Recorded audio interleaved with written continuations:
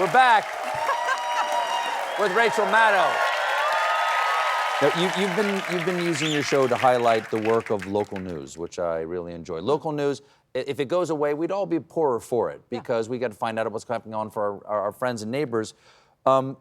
Despite the tax on the press, are you hopeful about the future of journalism?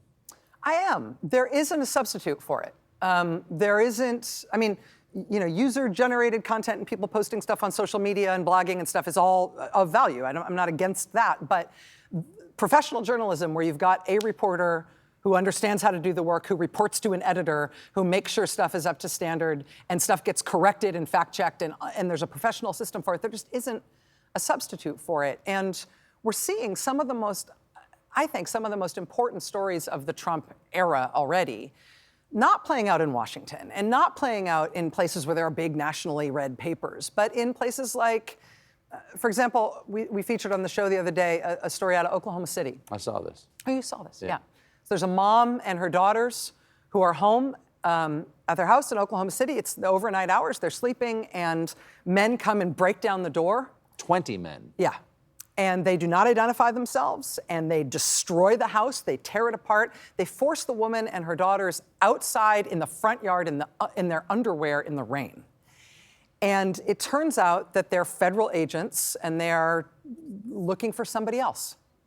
They're looking for the previous owners of this home.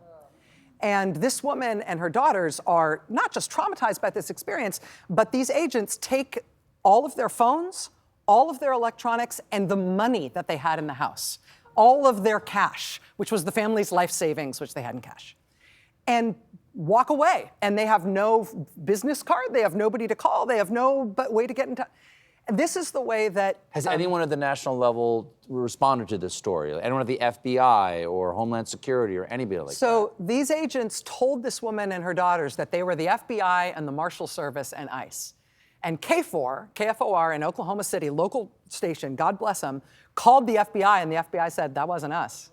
And called the Marshal Service, and the Marshal Service said, that wasn't us. And called the Department of Homeland Security, and Department of Homeland Security didn't say anything for a long while. And that pressure from that local station, we picked it up at the national level, it's gotten a lot of national attention now, will eventually force Department of Homeland Security to give that family back their money and their phones and all the rest of it. But the most important stories don't necessarily happen in Washington. They happen where the rubber meets the road, where you've got an out-of-control federal government abusing people and thinking they'll ever have to pay for it. And you need local news organizations and reporters who are able to go there and tell those stories so we know about it and so we can respond. Yeah. So one of the things that's interesting to me is that there is such gross and obvious incompetence and disregard for our institutions, touching third rails like Social Security and Medicare and Medicaid. This is not the behavior of people, because the Republicans haven't stood up en masse to resist what Donald Trump has done, a few people here or there. This is not the behavior of people who seem like they believe they have to answer to voters in 18 months. Yeah. That worries me. Yeah. Not that they're not worried, but that they don't think that they should be worried, because maybe they don't have to worry about an election at all. Yeah.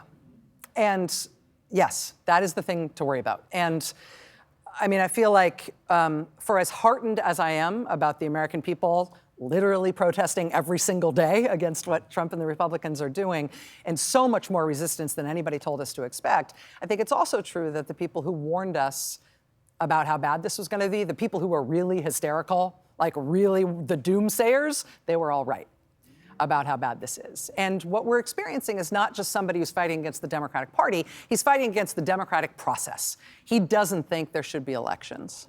And they are consolidating power, they're disempowering Congress, ignoring Congress. When they're defunding agencies or closing agencies, that's Congress's job. That's not the president's job.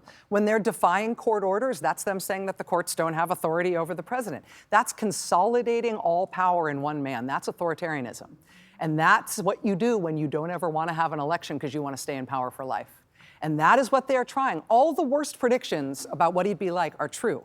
But the best hopes for how much the American people would stand up against it have not even matched a fraction of how much people are standing up and how much people are saying no. There's never in the history of this country been an American president who's been this unpopular at 100 days in. The American public are just saying no. Are just saying no. No, no, no. We have to take another break. We'll be right back with more Rachel Maddow, everybody. Stick around.